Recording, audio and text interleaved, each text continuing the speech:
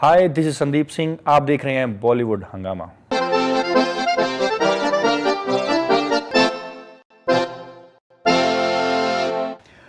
आज हमारी बहुत ही खुशकिस्मती है कि दैट आज हमारे साथ में एक ऐसे कलाकार हैं जिन्होंने ना सिर्फ मुल्क को बहुत नाम और शोहरत दिलाई है, but at the same time एक बहुत बड़ा एग्जाम्पल है वो कि आप कैसे अपने जो भी आपके साथ में एडवर्सिटीज़ होती हैं उनके ऊपर कैसे आप हावी हो सकते हैं। उसके बाद आप बहुत ही ज़्यादा ज़बरदस्त किस्म की कामयाबी आप हासिल कर सकते हैं। Sandeep Singh, hockey cricket captain of India, and what he has managed to do is simply sensational. Pleasure having you first of all, sir, Bollywood हंगामा पे। एंड आज ये प्रोमो लॉन्च हुआ है आज, एंड कैसा आपको महसूस हो रहा है जब आपने देखा, आपने जिस तरीके के रिएक्शंस मिल रहे हैं? बिकॉज बहुत आई थिंक अनफॉर्चुनेट बात यह है कि शायद बहुत से लोगों को आपकी जो क्या आपके ऊपर गुजरी है शायद उसके बारे में पता भी नहीं होगा, विच इज़ अनफॉर्चुनेट। काफ़ी अलग फीलिंग थी अपने लाइफ के जर्नी को, वो भी छोटी सी ट्रेलर को बड़े पर्दे पर देखकर। डेफिनेटली जो आप कह रहे हैं वो सही बात है कि लोगों को पता नहीं है मेरी जर्नी के बारे में। उनको ये पता है कि ये हॉकी प्लेयर है। इवन आज हमारे जो सोनी पिक्चर्स के स्नेहा मैडम हैं, उन्होंने भी मेंशन किया मीडिया इंटरेक्शन के टाइम की मुझे नहीं पता था कि hockey player captain x captain के साथ ऐसा इंसिडेंट हुआ है। तो मतलब इतनी बड़ी कंपनी के लोगों को, इवन स्पोर्ट्समैन जो हैं आज की यंग जनरेशन के जो स्पोर्ट्स हैं, उनको भी नहीं पता है कि संदीप सिंह को किसी समय पे गोली लगी थी। ये उनको पता है कि वो एक्स कैप्टन रहे हैं इंडियन हॉकी टीम के। उन्होंने काफ़ी स्कोर किया है इंडिया के लिए, उन्होंने इंडिया का रिकॉर्ड बनाया है, वर्ल्ड रिकॉर्ड बनाया है। लेकिन उनको ये नहीं पता कि संदीप सिंह को कुछ साल पहले गोली भी लगी थी। राइट। एंड अभी दिलजीत से इनफैक्ट मेरी बात हो रही थी, वो भी कह रहे थे कि इत्तेफाक की बात यह है कि दैट बहुत मतलब शर्मिंदगी की बात है कि दैट जब मेरे पास कहानी आई उसके बाद ऑब्वियसली मैं जानता था कि दैट संदीप सिंह ने वर्ल्ड रिकॉर्ड बनाया, लेकिन जो उनके ऊपर क्या गुजरी है, एंड द फैक्ट इज़ कि दैट वर्ल्ड रिकॉर्ड आपने बनाया आपके गोली लगने के बाद, जब आपको पैरालिसिस हो गया, उसके बाद फिर आप जब when you recovered, which everyone thought कि दैट ये तो मिरेकल के तरीके से एक है, उसके बाद आपने वर्ल्ड रिकॉर्ड आपने बनाया, कैप्टन आप उसके बाद में बने हैं आप। राइट। कैसे आपने मैनेज किया? How did you manage? Difficult था। एक ऐसे इंसिडेंट के बाद जब आप बिल्कुल भी चल नहीं पाते हो, बिल्कुल भी आप इवन पहले आपको 1 महीना तो खाना पीना कुछ नहीं मिलता है, एंड यू जस्ट क्या कहते हैं इसको कि आप ऐसे मोमेंट्स पे आपको पता ही नहीं आपके चारों तरफ क्या हो रहा है।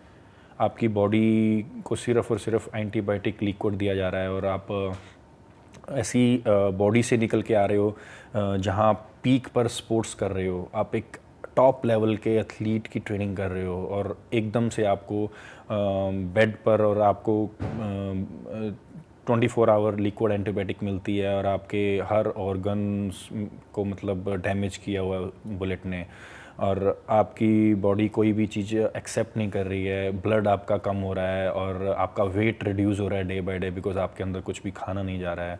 और वो समय से जब बाहर निकल कर जब मुझे होश आता है और मैं उसको बाहर निकलता हूँ होश से, तो यही हमेशा फील होता था कि कैसे मैं करूँगा। लेकिन साथ के साथ मेरे अंदर एक विल पावर आती थी, जोश आता था कि मेरे लिए ये नहीं बना है, मेरे लिए सिर्फ हॉकी फील्ड बनी है, हॉकी बनी है जो मुझे खेलनी है, और मुझे दोबारा इंडियन टीम में आना है। और मैंने जो मेरे मन में एक कसक है जो मैं पूरी नहीं कर पाया हूँ, मुझे काफ़ी कसक थी कि मैं इंडिया के लिए कुछ करूँ ऐसा जिससे कि लोगों को मिसाल बने कि यार संदीप सिंह ने कुछ किया है देश के लिए। तो वो चीज़ के लिए मुझे हमेशा रहता था कि मुझे दोबारा हॉकी फील्ड पर आना है। राइट। एंड कितना आपको अरसा लगा, और आप अपने आई थिंक आपके बड़े भाई ने आपको बहुत हेल्प करी? यस, विक्रमजीत सिंह जो हैं पाजी मेरे, उन्होंने बहुत ही, मैं कहूँगा कि हर मोमेंट पे मुझे सपोर्ट किया उन्होंने। जैसे एक अगर हम कहें कि घोड़े के जो आंखों के साइड ब्लिंकर्स होते हैं, तो उस तरह उन्होंने मेरे को एक दोनों तरफ से सपोर्ट करके कि सिर्फ तेरा फोकस और फोकस सामने है और वहाँ गोल है, वहाँ उस गोल को अचीव करो। तो मैं उस तरह से मुझे रखा है, आज भी वो ऐसे ही गाइड करते हैं और मैं उसी तरीके से करता हूँ। बिकॉज़ उन्होंने कभी भी मुझसे ये नहीं कहा कि संदीप क्यों करना है, क्या करना है। अगर मैं बोल दूं कि मुझे दोबारा इंडियन टीम में आना है, आज भी अगर बोलूं कि मुझे ये गोल अचीव करना है, तो मुझे चाहे वो रात हो चाहे दिन हो, वो पूरी सपोर्ट करते हैं। तो ऐसे भाई बहुत कम देखने को मिलते हैं, और वो मोमेंट्स थी जो लाइफ की जो हमारी पूरी फैमिली ने फेस की है, वो आपको हमारी मूवी में जरूर देखने को मिलेगी। ओके एंड आपको जैसे मैंने आपसे शुरू में पूछा था कितना आपको अरसा लगा, बिकॉज जब आपको शुरू में जब ये बताया गया कि पैरालिसिस आपको हो गया एंड आप कभी हॉकी फील्ड पे वापस नहीं आ सकते हैं, कितना अरसा लगा आपको रिकवर करने में? ऑलमोस्ट मुझे पीक लेवल पर आने के लिए 2 साल लग गए थे। और क्योंकि जो गोली होती है वो कहते हैं कि सुना भी है और महसूस भी करता हूँ कि पूरी ज़िंदगी आपको तंग करती है, तंग कर भी रही है धीरे धीरे, ऐसा नहीं है कि तंग नहीं करती है, लेकिन अभी भी? हाँ, अभी भी उस लेवल तक तंग नहीं करती है। मैं दर्द को मतलब कहते हैं ना अनदेखा करता हूँ, क्योंकि वो जो दर्द है, जो एक्सट्रीमली लेवल क्रॉस करने वाली दर्द मैंने देखी है, वो दर्द और आज अगर कहीं भी दर्द होती है कभी, तो वो उसके सामने मतलब बहुत छोटी सी लगती है, तो उसको पता नहीं चलता। ऐसा लगता है कि यार ये ऐसे ही जैसे हल्का फुल्का कभी आदमी को सिर दर्द हो जाता है, कहीं बदन दर्द होता है, तो उस टाइप का लगता है जब ऐसी दर्द होती है। ओके एंड क्या ये भी मतलब प्रोमो में देखने को आता है कि दैट जो आपके जो मोहब्बत थी आपकी, जिन्होंने आपको इंस्पायर किया कि गोल अगर लाइफ में होता तो गोल भी मार लेते, तो ज़्यादा डिफ़िकल्ट क्या था कि दैट उनका द फैक्ट दैट कि मैं भी शायद वो नहीं थी आपके साथ में उन लम्हों में?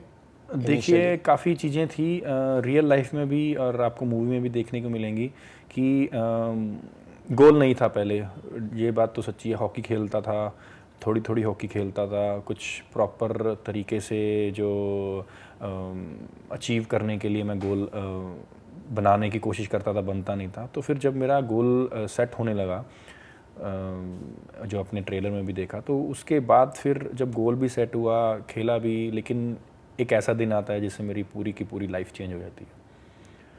उसके बाद मैं उससे भी जूझ रहा हूँ, और जिसने गोल दिखाया और जिसने सपोर्ट करी, ये 3 तिकड़ी बनती है, ब्रदर की, भाई की, मतलब ब्रदर की, गर्लफ्रेंड की और ख़ुद की तिकड़ी को फिर उसके बाद वो एक दोबारा एंड के गोल मिलाता है कि वो सक्सेस होना है। तो ये चीज़ें आपको देखने को मिलेंगी। बहुत अच्छी स्टोरी शाह सर ने एक लह पकड़ के, एक सच की लाइन को पकड़ के कि जो रियलिटी में हुआ है उसको हम कैसे लोगों तक पहुंचाएं, तो वो चीज़ को पकड़ते हुए शाह सर ने ये स्टोरी लिखी है। और आई एम रियली हैप्पी कि उन्होंने कोई भी ऐसी चीज़ नहीं दिखाई जिससे कि लोग ऐसा कहें कि ये इंसिडेंट या ये चीज़ें जो हैं संदीप की लाइफ में नहीं हुई हैं। ओके एंड ड्रैग फ्लिक की जैसे बात करें, एक कहा जाता है कि दैट आपके जैसे ड्रैग फ्लिक प्लेयर इंडिया में इनफैक्ट आज तक कभी ना हुआ है, शायद पता नहीं हो पाएगा कि नहीं हो पाएगा। जैसे इसमें प्रोमो में एक डायलॉग है कि दैट कुलभूषण खरबंदा कहते हैं कि दैट कि अगर ये घास के ऊपर अगर ये इस तरीके से कर रहा है तो टर्फ पे तो एकदम बिल्कुल ये नेट फाड़ देगा। तो कैसे ये आपकी दिलचस्पी आपकी ड्रैग फ्लिक में किस तरीके से आपकी पैदा हुई? देखिए वेरी यंग था मैं बहुत, और मेरे जो ब्रदर थे वो एयर इंडिया हॉकी एकेडमी में खेलते थे दिल्ली में, विक्रमजीत सिंह। तो मैं उनको देखने जाता था, मिलने जाता था, बिकॉज हॉकी तो मैं भी खेलता था चंडीगढ़ में, तो कभी कभी महीने में 1 आध बार उनके पास जाता था चंडीगढ़ से दिल्ली। तो जब मैं उनके पास जाता था तो वहाँ पर गोलकीपर्स काफ़ी थे। कमलदीप गोलकीपर है, वो हमारी मूवी में कैरेक्टर भी है और रियल में भी उसने मेरा को काफ़ी सपोर्ट किया, इंडियन टीम में भी खेलते रहे हैं वो। तो वो मुझे बोलते थे कि यार तू हॉकी, तेरी हाइट अच्छी है, फिज़िक अच्छी है, तो तू ड्रैग फ्लिक क्यों नहीं यूज़ करता, क्योंकि आज के टाइम पे ड्रैग फ्लिकर बहुत कम है इंडिया के पास। तो उस समय बहुत कम होते थे। एक मेरे ब्रदर थे, बड़े भाई साहब, और 2-3 और ड्रैग फ्लिकर होते थे, जुगराज सिंह, लेनियाप्पा, बलजीत सिंह ढिल्लों। ये 4 ही नाम थे जो इंडिया में ड्रैग फ्लिकर थे। तो मेरे को ये था कि यार मुझे अगर ड्रैग फ्लिकर बनना है तो मुझे अलग ही मिलना है। मेरे मन में हमेशा होता था अगर कुछ करना है तो अलग करना है, नहीं तो नहीं करना है। तो मैंने ड्रैग फ्लिकिंग शुरू की। तो मैं ग्रास पे करता था, क्योंकि हमारे शाहबाद, आपने सुना होगा आज भी ट्रेलर में शाहबाद का नाम जिक्र, तो शाहबाद से मैं बिलोंग करता हूँ। तो वहाँ पर एस्ट्रोटर्फ नहीं था उस समय।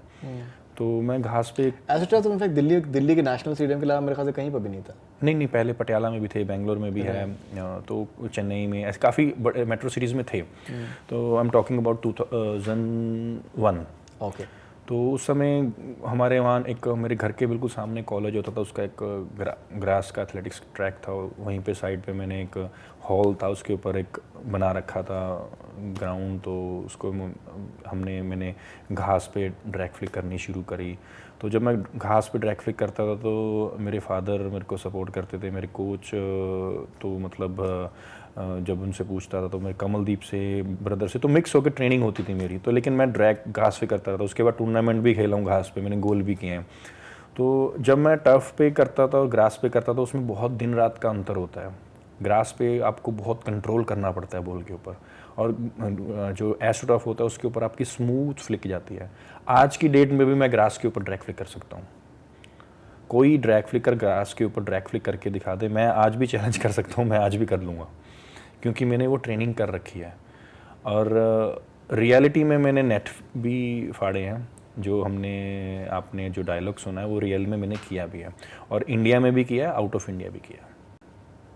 Alright, great. अपने आप इस पूरे तजुर्बे को, इस पूरे एक्सपीरियंस को आप कैसे देखते हैं?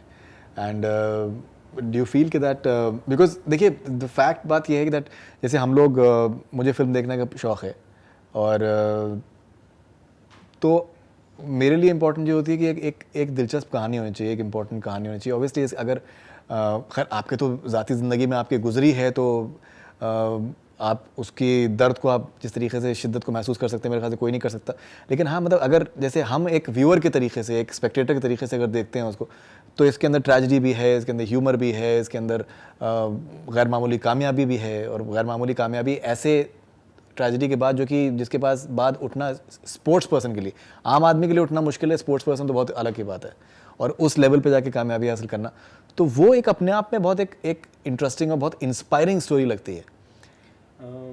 देखिए, इंस्पायरिंग बच्चों के लिए डेफिनेटली एक कहानी होगी, क्योंकि मैं सिर्फ बच्चों को नहीं कह सकता हूँ, बाकी जो भी हर इंसान की लाइफ में हर रोज़ कुछ ना कुछ चैलेंज मिलता है, और कुछ लोग फ्रस्ट्रेट भी होते हैं इस चैलेंज से, क्योंकि आज की लाइफ में ऐसे चैलेंजेस हैं जो आदमी कहता है कि यार आज फिर कुछ नया मिल गया, कुछ चैलेंज करने को, आज फिर कुछ मेरे को, चाहे ऑफिस में हो, चाहे बच्चों के स्कूल में हो, चाहे कॉलेजेस में हो, यूनिवर्सिटीज़ में हो, हर स्पोर्ट्स में, हर जगह चैलेंजेस मिलते हैं। और कुछ लोग, मतलब मैंने काफ़ी जो नंबर्स हैं सुसाइड के इंडिया में, वो बढ़ते जा रहे हैं। अभी कुछ दिन, 1-2 दिन आई थिंक पहले IIT मुंबई इधर में कुछ हैपनिंग भी हुई है एक। तो बेसिकली मैं हमेशा कभी भी किसी यूनिवर्सिटी कॉलेज में भी जाता हूँ तो मैं वहाँ पर भी यही कहता हूँ कि सुसाइड तो लास्ट ऑप्शन है। आप नंबर 1 के बाद सीधा आप नंबर 10वें 15वें नंबर को क्यों चूज़ करते हो सुसाइड को? आप नंबर 2, नंबर 3, नंबर 4 करो। हर इंसान पहले नंबर पे नहीं आ सकता है। अगर आप, ठीक है, आप स्टडी के लिए रेस में जा रहे हो, कहीं पे भी आप ओलंपिक की रेस में भी जा रहे हो, अगर आप नंबर 1 नहीं हो तो नंबर 2, नंबर 3 ऑप्शंस में तो हो। अगर आप सीधा ही 15वें ऑप्शंस को पकड़ लोगे तो आपके पास वो पहले 14 या पहले 9 जो ऑप्शंस हैं उसके ट्राई तो करो। लोग ट्राई नहीं करते हैं, बोलते हैं पहली ट्राई के बाद मेरे रिएक्शन, मेरी फैमिली के साथ क्या होगा। सो बेसिकली हमारी मूवी में भी यही मैसेज है कि यार गिव अप नहीं है।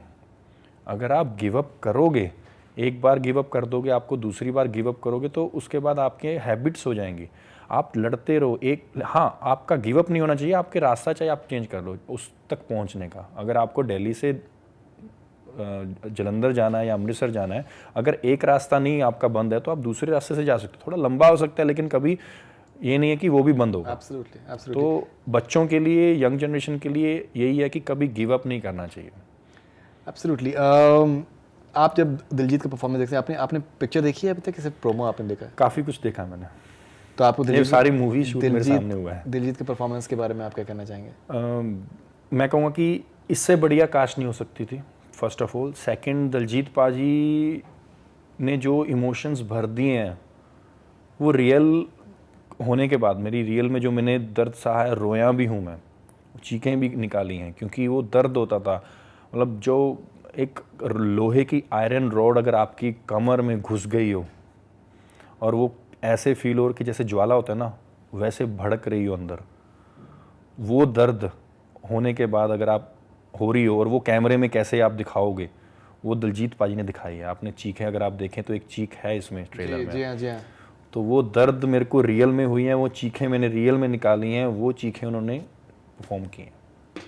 म्यूज़िक बहुत इंटरेस्टिंग आई थिंक बता रहे हैं, बिकॉज ऑब्वियसली टीम जिस तरीके की शंकर एहसान लोए एंड गुलजार साहब हैं, एंड शाद अली का खुद का म्यूज़िक का ट्रैक रिकॉर्ड बहुत बहुत उम्दा है।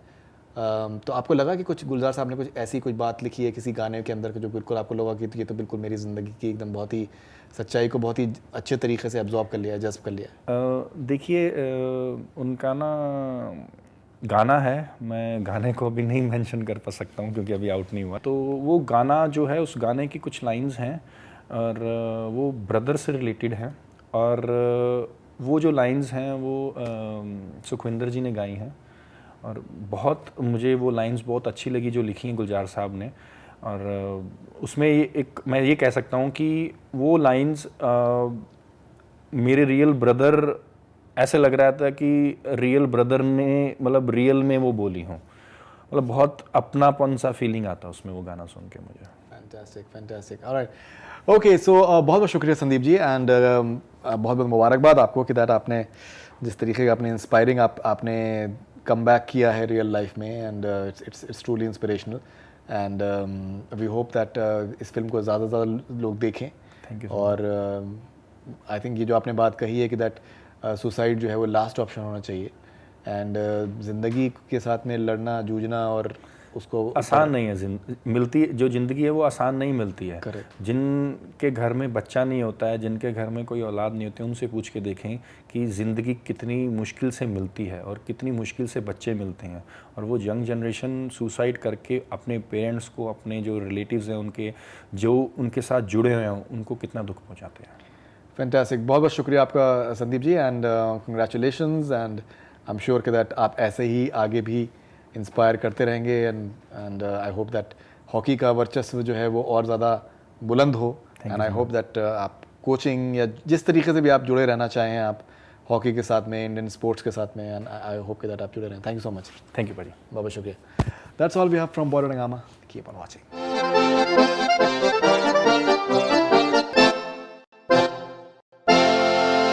हाय, दिस इज संदीप सिंह, आप देख रहे हैं बॉलीवुड हंगामा।